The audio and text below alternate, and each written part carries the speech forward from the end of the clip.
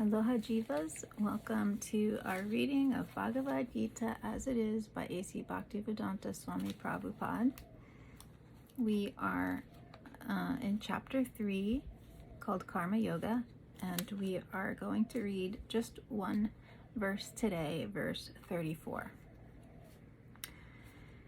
Indriyasya sendriyasyate ragadvesho vyavastito tayor navasham agachat tau hyasya paripantino.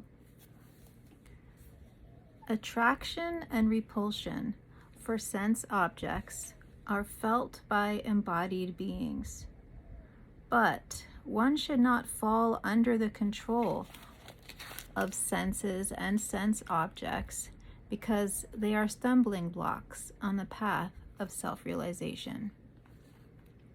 Purport.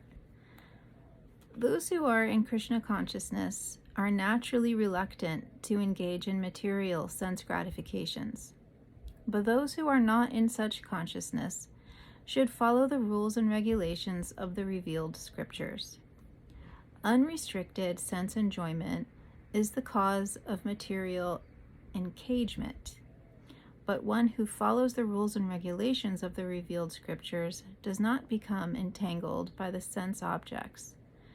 For example, sex enjoyment is a necessity for the conditioned soul, and sex enjoyment is allowed under the license of marriage ties.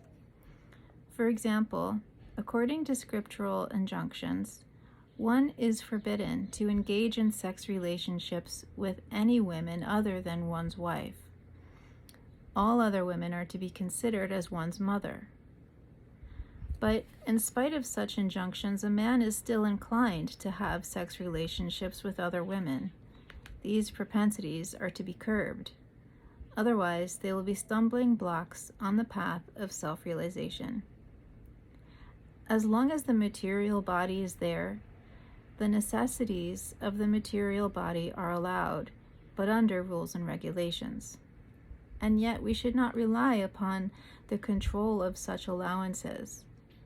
One has to follow those rules and regulations unattached to them, because practice of sense gratifications under regulations may also lead one to go astray, as much as there is always the chance of an accident, even on the royal roads.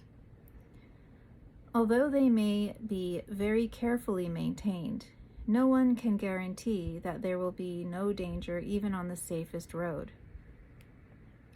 The sense enjoyment spirit has been current a very long time, owing to material association.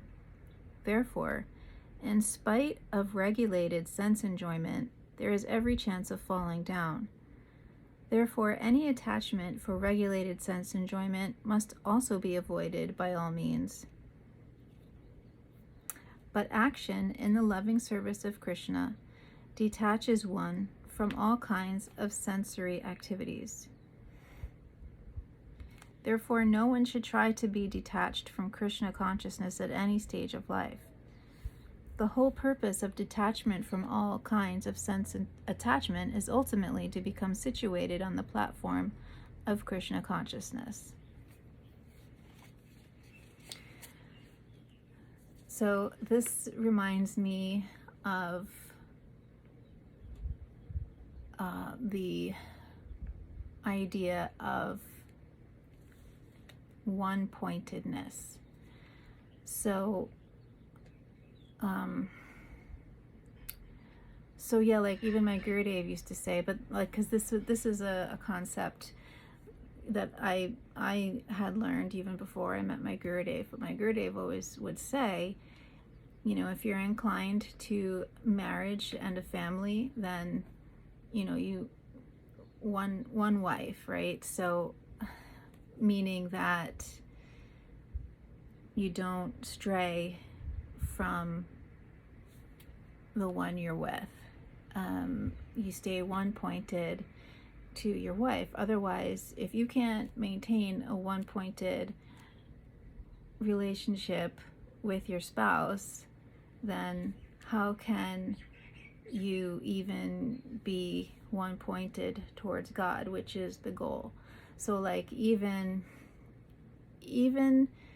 taking part in sense enjoyment under like rules and regulations, right? Under like the auspices of doing things in such a way that you're not attached to them, that they're not causing you or anyone else harm.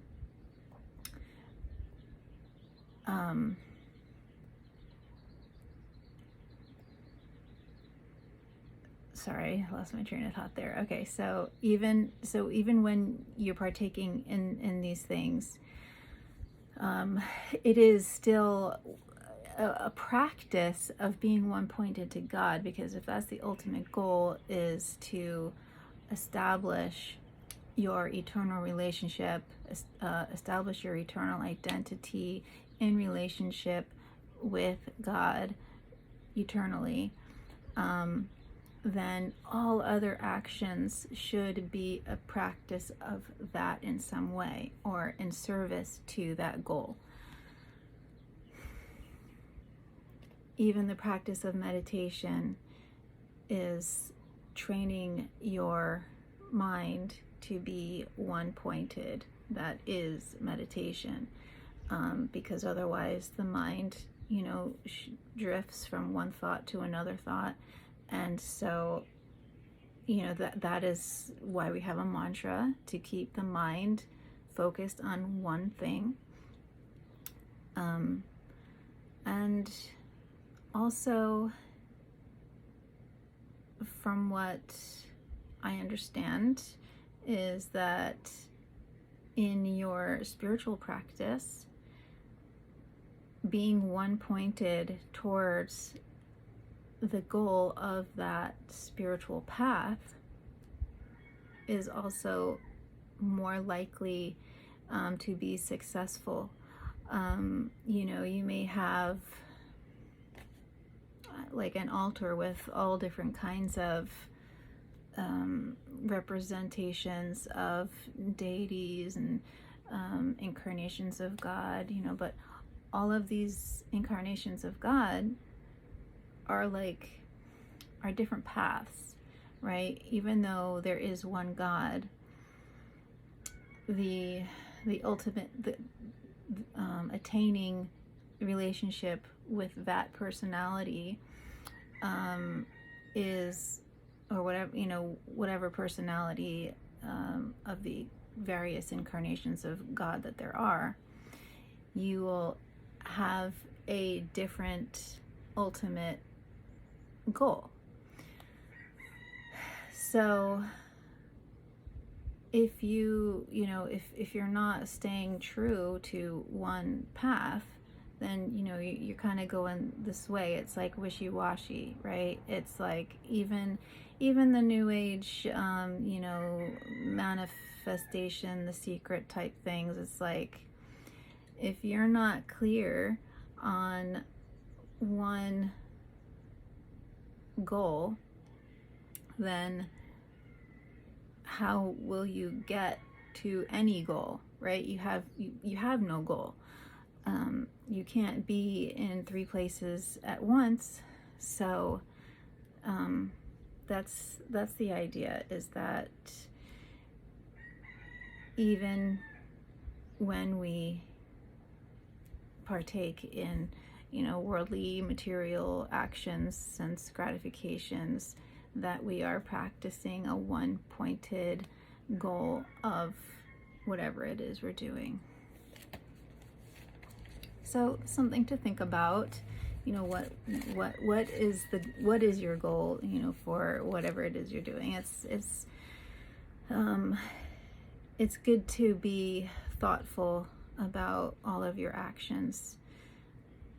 And so if you have any comments or anything to add or share about this idea, then I'd love to hear it. Post in the comments, send me a message. I'd love to hear from you. I hope you all are having an awesome day, and I'll see you next time. Hare Krishna.